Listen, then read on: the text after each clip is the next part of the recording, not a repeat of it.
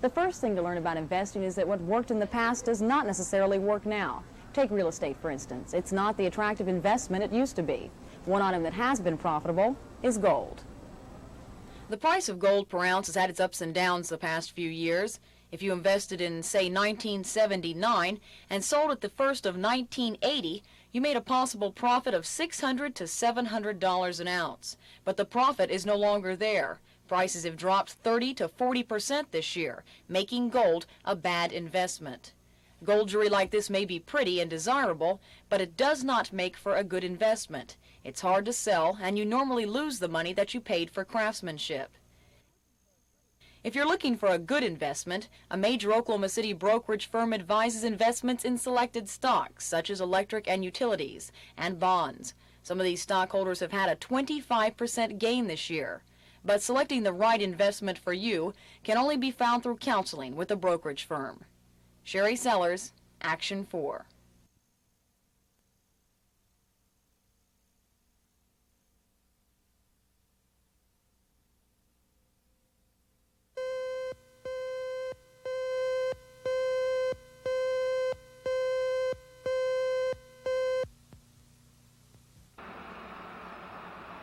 Our maker surely favored eastern Oklahoma. The season seemed to tease the appetite for beautiful scenery here. It's daybreak in Haskell County, and the dynamite has yet to shatter the morning calm, tearing away the topsoil, serving notice to all that nothing remains the same. This is a strip mining operation. Several companies operate in this area, but only one is having labor problems, Garland. It's the start of a new workday for the men who now dig the coal. As the cars and pickups filter into the operation, unemployed union miners can do little but stand by and watch the men who've taken their jobs. It's been 8 months since these men last got a paycheck from Garland. The miners say they've worn out 5 decks of cards, whittled 10 cedar trees, and poked around in more fires than they want to count. But these men aren't about to give up. But you're gonna stick it out, though, huh? We're here to stay. Is the union paying you right now to stay out here and man the picket line? They're giving us enough to live on. The issues on the bargaining table are complex, more than just wages and retirement benefits. Garland Coal Company contends 8 months ago, a small number of men conducted a wildcat strike. The miners say they were fired. Garland's labor relations man, Don Lawley, says those wildcatters won't be hired back, and furthermore, Lawley says his company may just leave for Colorado, and that would hurt Haskell County's economy. If the people of Haskell County would stop and realize what would happen if the coal mining was shut down in Haskell County, that certainly they wouldn't be in favor of shutting down the coal mines in Haskell County. The United Mine Workers attorney says Garland's promise to leave is an idle threat. How can they afford to do that? How can they afford to go through a year or 2 years of no production, moving all of their equipment, when they're paying their present non-union people the same wages and benefits as what the union people were making, when the productivity is much less, and they're paying all the extra costs for security guards? Now, are they really interested in negotiating and resolving this, or are they throwing all these smoke screens up? Negotiations will continue here in Fort Smith, Arkansas, between the United Mine Workers Union and the Garland Coal Company. The strike is now 8 months old, and some say the talks could continue indefinitely. That is, if the Garland Coal Company really does want to bust the union, as the speculation goes along the picket lines. This is Jerry Adams, Action 4 in Fort Smith, Arkansas.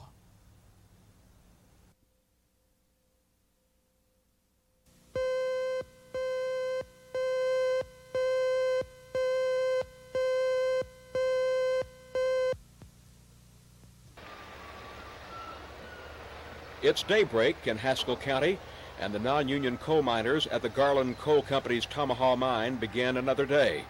This is one of 4 Garland mines that has been beset by a labor dispute for 8 months. Around 180 union miners went on strike last March, asking for a new contract. Right now, negotiations are at a standstill. The strikers continue to man their picket lines, waiting for word they can go back to work. Most of the men's time is spent inside one of these shanties, playing cards and dreading winter. No one wants to take the blame for the vandalism, such as the power outages caused on electric lines or shots that ring out from time to time.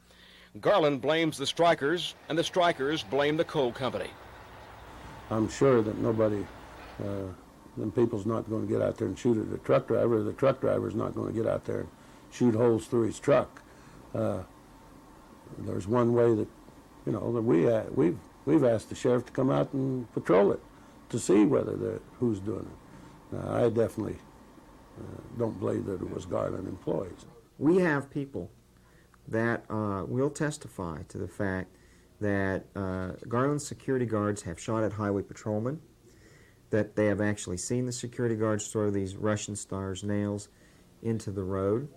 The sheriff of Haskell County doesn't know who's to blame. Sheriff Stout, we've come across one of these things I think they call a Russian star. Obviously they can be used to do a lot of damage, puncture tires, or perhaps wound your foot should you step on one. Have you had any problems with these in the past months during the strike? Yes, we found several of these. In fact, I found 4 of them in my tires. In yours? A couple of weeks ago. Settle down.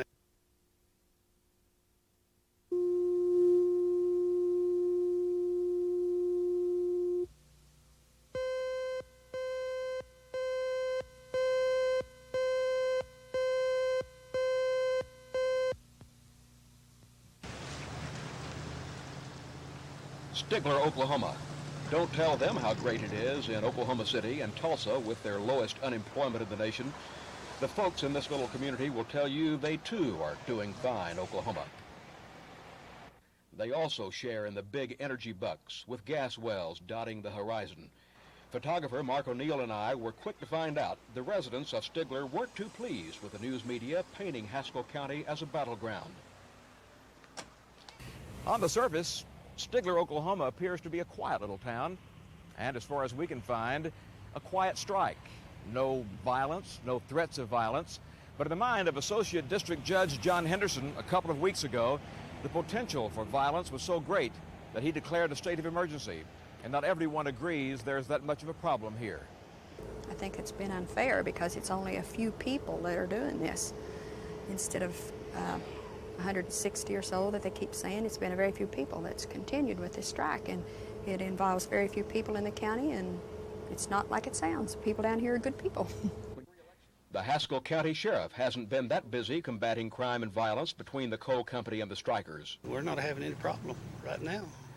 We've had some power knocked out the last couple of nights, but no violence. We haven't had any problem. The judge's order to shut down all activity, company and union, is now on appeal before a federal court in Muskogee. The strikers are manning their picket lines, as they have done for 8 months, and Garland Coal Company is mining and shipping their coal. It's loaded onto barges along the Arkansas navigational system, headed for Japan or other overseas destinations. And they there will never know who dug the hard minerals, union or non-union labor. About the only ones who seem to care are those strikers out of work since March. That is, unless the area does turn into that battleground the news media has painted it to be. Jerry Adams, Action 4 in Stigler, Oklahoma.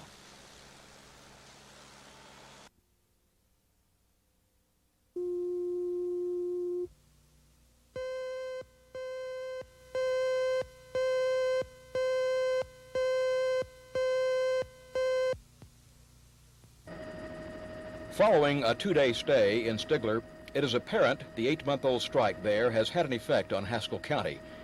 The extent is as debatable as the complex issues separating Garland Coal Company and the United Mine Workers.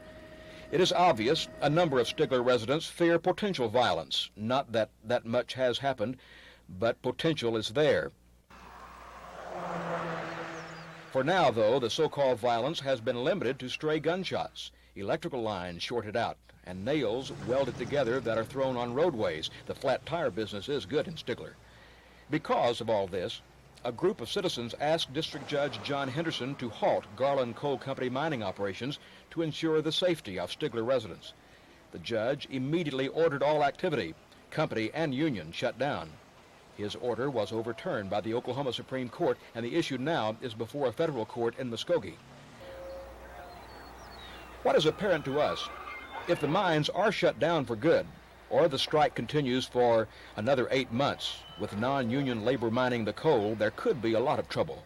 And if Garland is indeed trying to bust the union, as many in Haskell County fear, that potential for violence could be realized.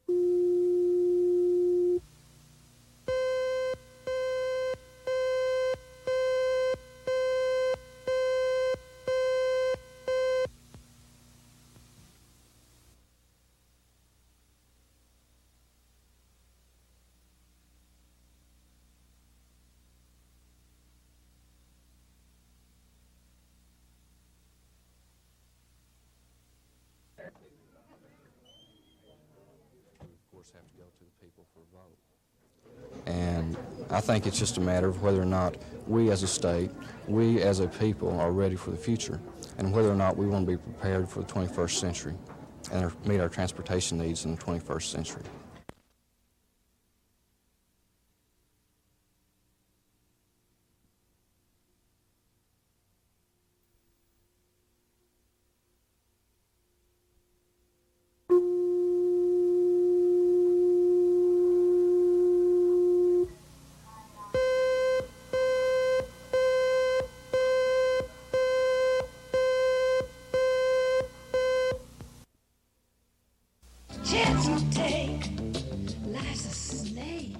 They claim a sight to which most of us are blind. They say they can see a future through a card or through lines in your hand, see into your past. Some say the answers lie in the planets, in the stars. Another believes the spirits of the dead can be contacted. They're called a lot of different things, from psychics to fortune tellers, and they all claim to be able to see into the future. There seems to be something inside each of us that wants to believe somebody knows where we're going, that maybe we're not responsible for all the bad things that happen in our lives, or even the good. We want to believe there's some force, some entity that's steering us on a lucky, fortunate path. Psychic Virginia Southern conducts seances regularly. In sessions, she claims to be able to bring back family members or friends. Was there a book or something that he had that was locked, like a diary? But it was locked.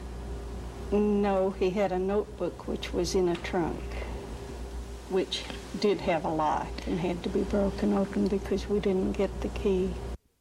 She says if an evil spirit enters the circle, the word Bangladesh will make it vanish. That is pretty strong, and it means, go. Because you send them to the light, that means they can't get to the light. They're not in the light, but you send them to the light, and that is the Christ light, and they can't, that's a signal to them, you can't stay around here. We're in the light. Then there are the tarot cards, and you don't play blackjack with them. Your card, Aries, is indicating that probably since your last birthday, that the struggle that you are involved in right now, and it would be dealing with finances, has been taking place. To John Trombley, the cards are a psychic tool.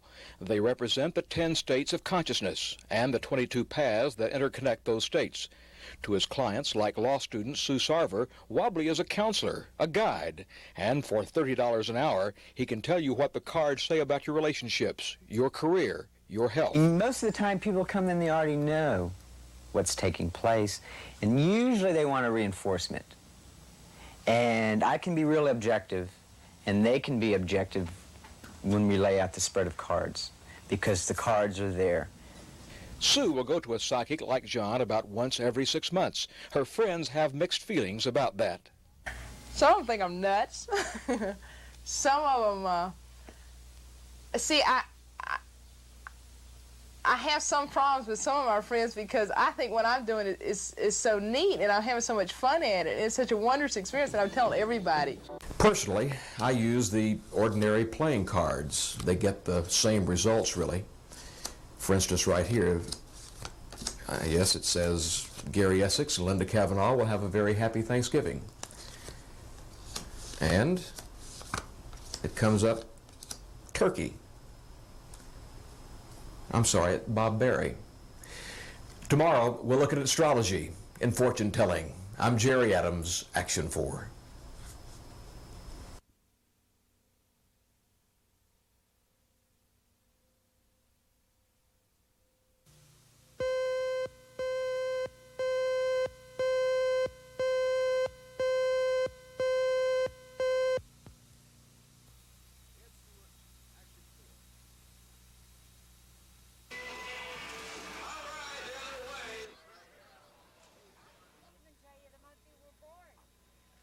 I can't but believe that there will be an agreement reached among the council members and the members of the State Fair Board with regard to these things.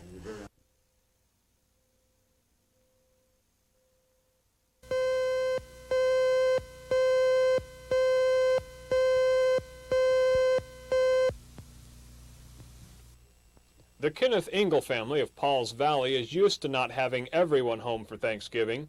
This year, Engel's absence has a little more meaning. He's the foreman of the drilling rig set adrift in the North Seas by hurricane winds. But Mrs. Engel knows enough about the business not to be too worried. I was really worried and scared at first. But then when I called the office, and talked to the manager, and they assured me that everyone was all right and that the rig had just blown off location and was just floating.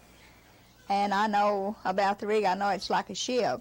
It'd just be out there, with no motor on it or no propeller. They couldn't guide it. But my husband always told me that it would float, that it would ride the seas. So I really wasn't too worried after that. Known as Chief to his colleagues, Engel is a quarter Chickasaw Indian. He takes pride in that, just as the Chickasaws are proud they've never lost a war. The family is sure that this is one battle that Kenneth Engel won't lose either. Charles Schnitzer, Action 4.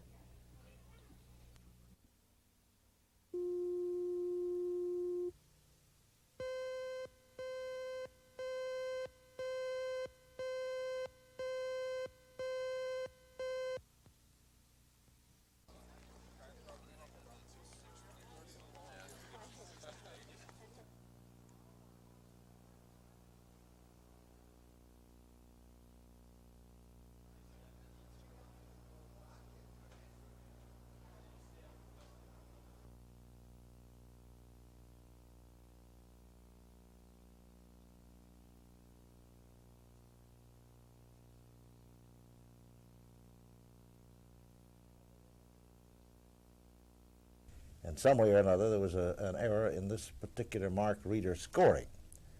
It was discovered by people in the academy in checking through a few of the machine-graded tests. So when it came back through, they hand-graded these tests. And they've gone back through and are working on most of the tests that have taken place in the last few classes.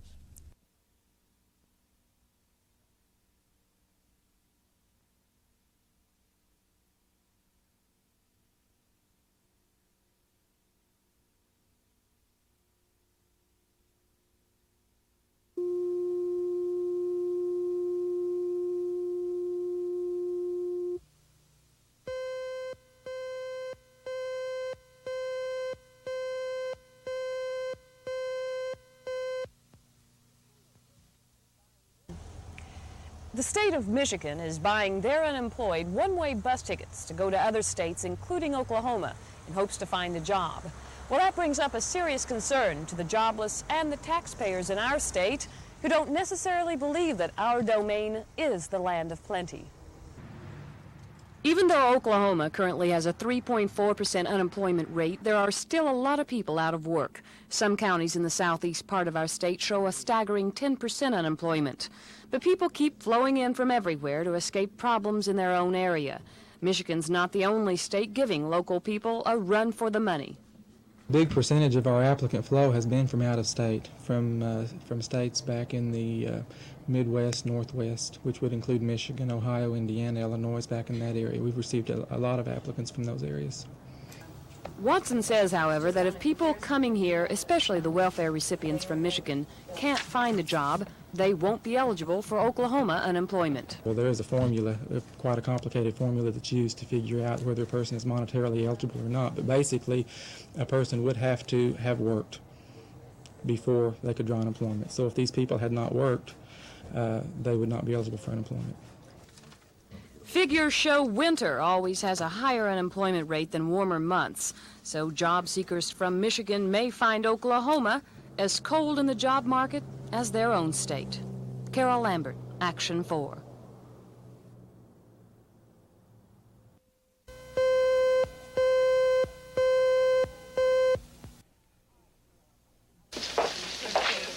All right, Furillo. I want him, and I want him now. Where is he? NBC's Hill Street Blues is a prime example, recipient of great critical acclaim as well as Emmys and an astounding 21 Emmy nominations. The show has had low ratings until recently and was in search of an audience. We don't have a large audience by any standard of measurement. What we do have is an enormously vocal and loyal audience. Critics loved us, and I really think the reason we survived was because of the media. In addition to attracting the praise of critics, Hill Street also attracted another important audience. Advertisers, I think, perceived a minute of advertising time on Hill Street as being a tremendous bargain. The rates were a little lower because our ratings were lower, and they knew that our core audience was a real affluent, buying segment of the population. So the ratings don't tell the whole story. When a series like Hill Street Blues is not doing well in the ratings, whether or not to keep it on is a major business decision, and each of the networks has its own rules. I think that there are times when you can choose your shots and leave something on for an extended period of time that doesn't seem to be grabbing a large audience because you believe in it strongly, or you believe in its message, or you think that it is a special show. But it's clear to me that the network cannot do that every night of the week. Lou Grant did not take off like a rocket. We were very patient with the show. We felt the show was a good show, first-rate show, and that would find an audience in the right time period.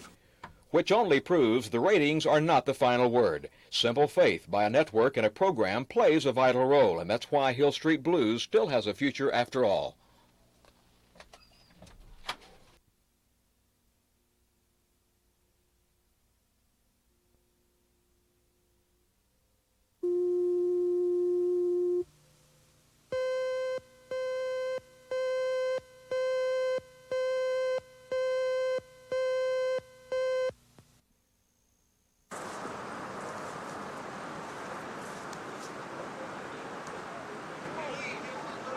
All right.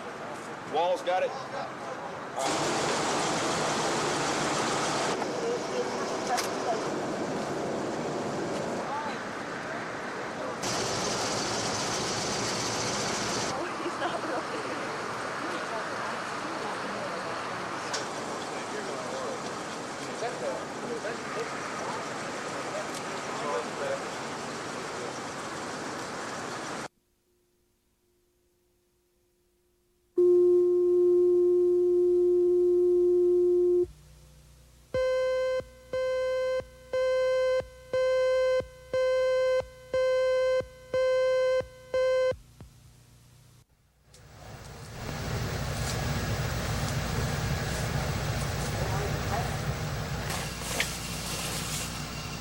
Give it on.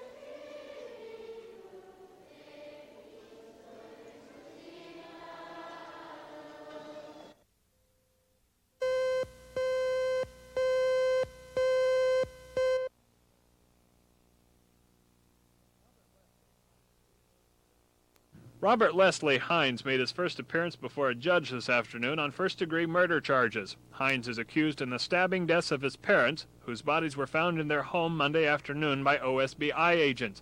Agents had come to the home after Hines was arrested the night before driving the couple's car.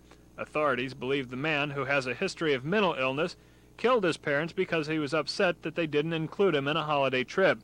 At the arraignment this afternoon, the accused killer could not correctly answer questions regarding his age or date of birth.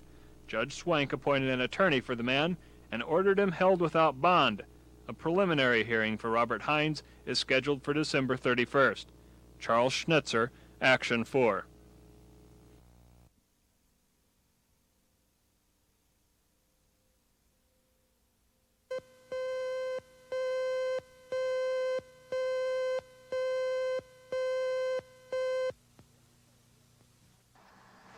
With the onset of winter, house and apartment fires happen all too often. In some cases, thousands of dollars worth of property is consumed. In others, lives are snuffed out. But officials in Oklahoma City report that even though the number of fires is on the upswing, the death and injury rate has actually decreased. They attribute that to more people using smoke detectors. Fire departments encourage the use of smoke detectors, but as Captain Ron Davis points out, they don't stop the fires from happening. People have to take that responsibility with better fire prevention habits, such as checking heating systems when cold weather approaches. Up till now, we just use them sporadically, you know, but if we start using them heavily like we will from now on the rest of the winter, we need to make sure that they've been oiled, the motors, the filters have been cleaned or changed, the lint's been removed out of them. Good idea to have the gas company come out and check and make sure they've got the flame adjustment right on them. As was the case in this blaze, fireplaces are often responsible for house fires. Davis stresses that green wood or scraps should not be used under any circumstance. Carol Lambert, Action 4. So when I, went to the door,